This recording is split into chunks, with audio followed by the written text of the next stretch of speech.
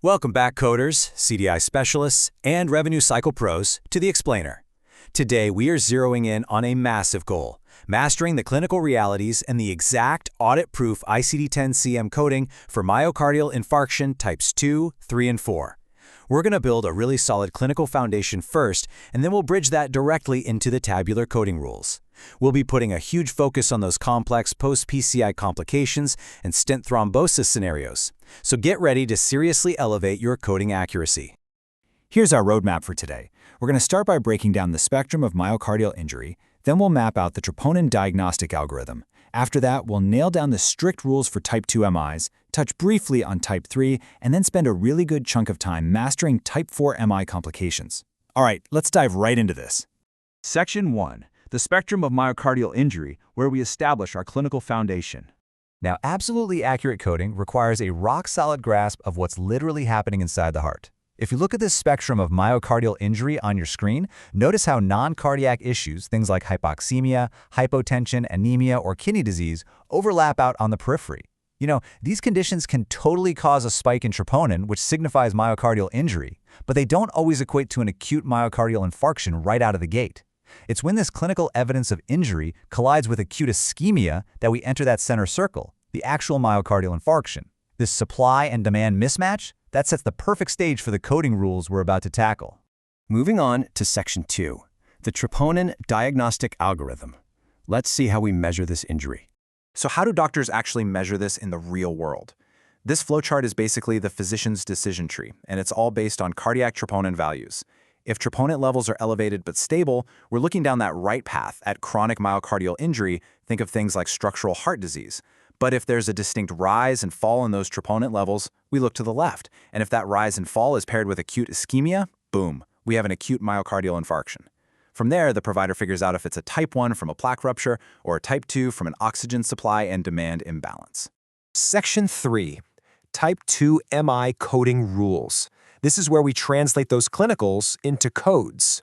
Now that we've got the clinical pathways down, enter code I21.A1. This is your go-to dedicated code for a type 2 myocardial infarction occurring secondary to cardiac stress, which is what we commonly call demand ischemia.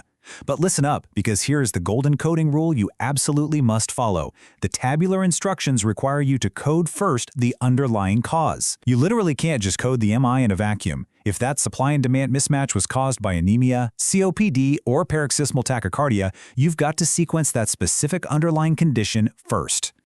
Let's put this to the test with a real-world scenario.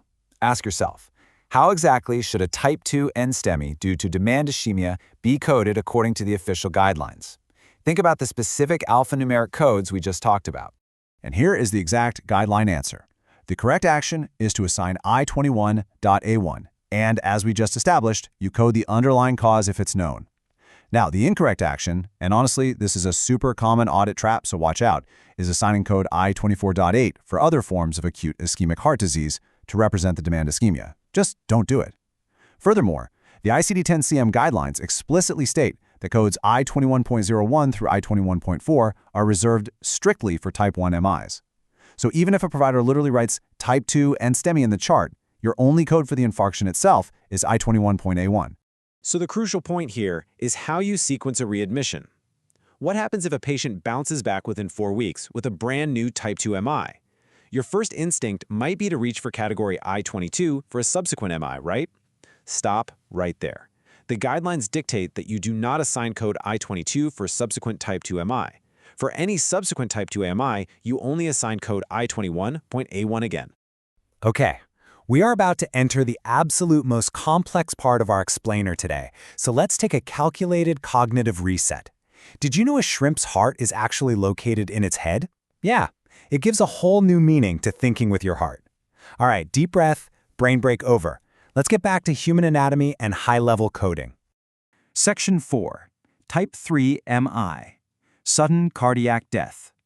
Pivoting back to our serious clinical guidelines, type 3 MI is a very specific and frankly, tragic scenario. This classification is applied to patients who suffer sudden cardiac death with symptoms suggesting myocardial ischemia. The key differentiator here is time.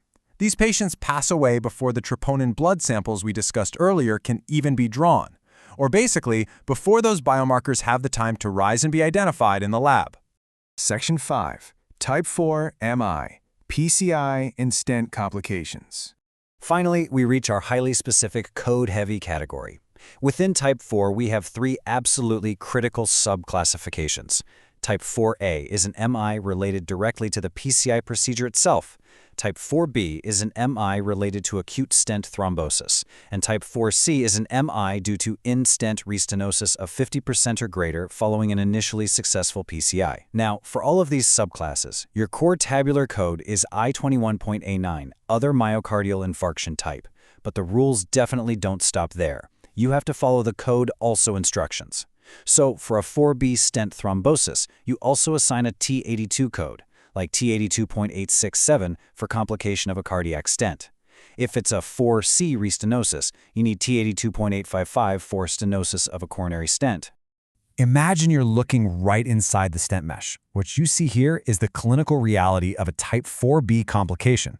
Cellular thrombus components. We're talking macrophages, platelets, and necrotic material just building up and completely blocking blood flow. And this brings us straight to some landmark coding clinic guidance.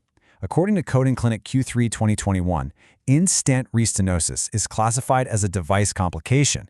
It is not standard disease progression unless the provider explicitly states otherwise.